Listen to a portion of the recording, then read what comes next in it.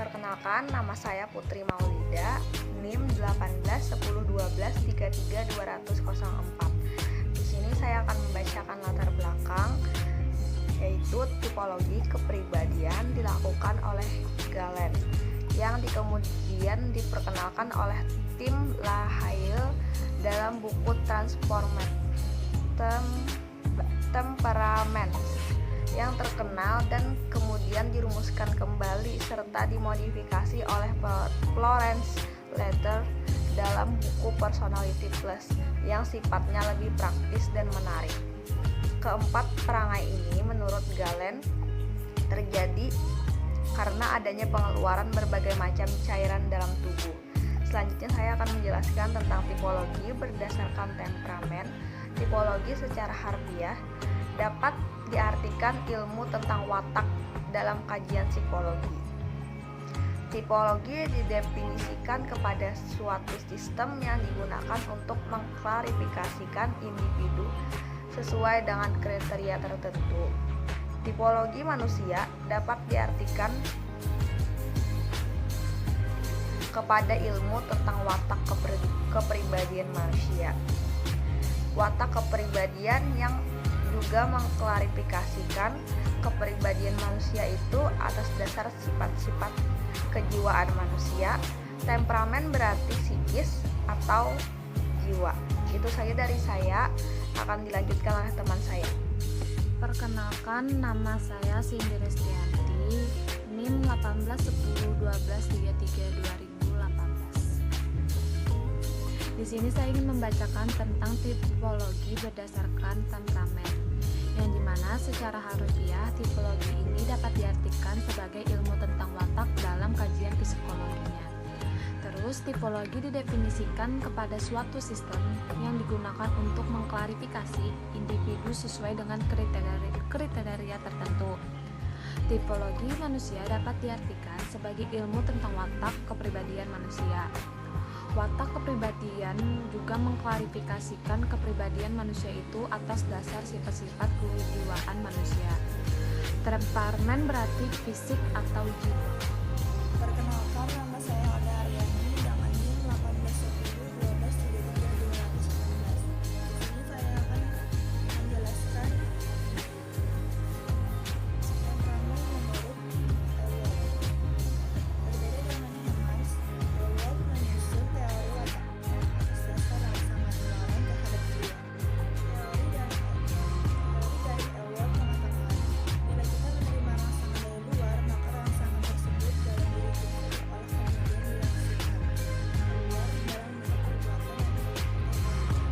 Berdasarkan rangsangan tersebut, Ewald menyusun 4 watak manusia, yaitu yang pertama, penerimaan rangsangan, yaitu ada orang yang mempunyai kepekaan tinggi terhadap rangsangan dan ada pula yang memiliki kepekaan yang rendah. Selanjutnya, penyimpanan kesan, yaitu ada orang yang bekas sesuatu kesan lebih lama tersimpan sehingga berpengaruh kepada perbuatannya, dan ada pula orang yang bekas sesuatu kesan tidak begitu lama baginya tentu sehingga kesan tersebut tidak berpengaruh. Dirawat banjar untuk penangkalannya. Selanjutnya ada pengolah rangsangan. Ewald membedakan pengolahan rangsangan oleh kesadaran dan pengolahan rangsangan oleh pengaruh.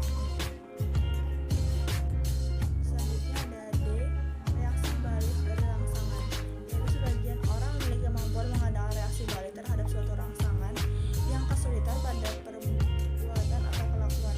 Sebagian orang terkadang tidak memiliki kemampuan mengadakan reaksi balik terhadap rangsangan tersebut.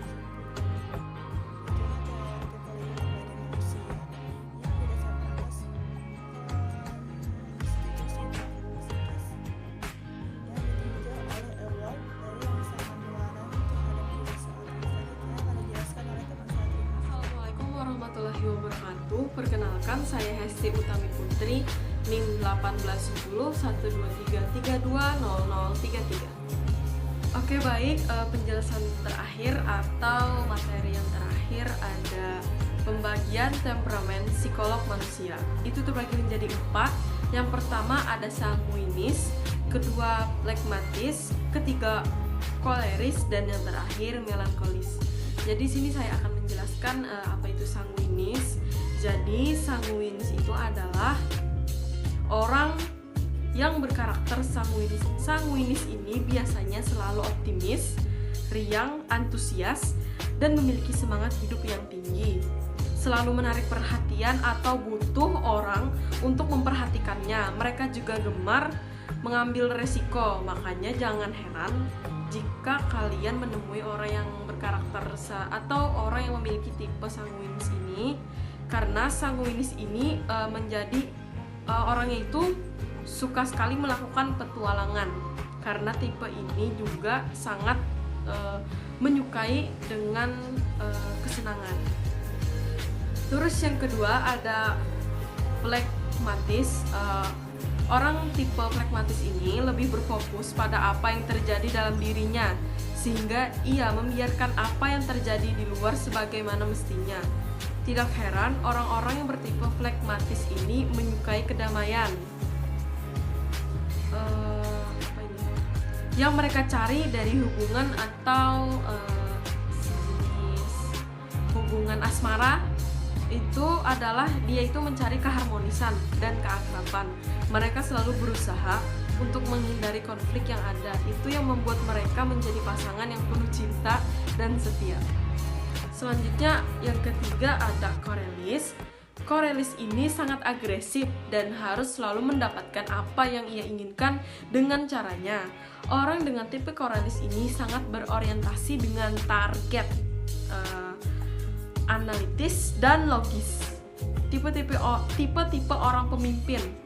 Jadi di tipe korelis ini biasanya tipe orang yang pemimpin, dan mereka itu cocok bekerja di bidang manajemen, teknologi, statistik, teknik, dan programming. Terus yang keempat ada melankolis. Orang yang bertipe melankolis ini, ia merasa bahwa ia bukanlah tuan dari tubuhnya dan terikat dengan rasa sakit. Maksudnya tipe melankolis ini sering berkorban untuk orang lain, cenderung sensitif, penyayang, senang berada di balik layar, namun juga seorang yang pemikir. Ia diibaratkan harus menjadi seorang penggerak dan memberikan kesempatan pada bagian tubuh lainnya, sehingga ia akan sensitif dan memikirkan cara untuk menyelesaikan masalahnya. Karena orang yang bertipe melankolis ini, dia tuh ingin semuanya merasa puas. Karena di tipe ini cenderung orang ini memiliki perfeksionis dan dia juga rendah diri. Sulit untuk melupakan rasa sakit yang terjadi di masa lalu. Bahkan ia mudah larut dalam pikiran negatifnya. Pekerjaan yang cocok untuk tipe melankolis ini adalah bidang administrasi, manajemen, akuntansi, dan pekerja sosial. Oke, baik, itu saja yang dapat kami sampaikan. Terima kasih. Wassalamualaikum warahmatullahi wabarakatuh.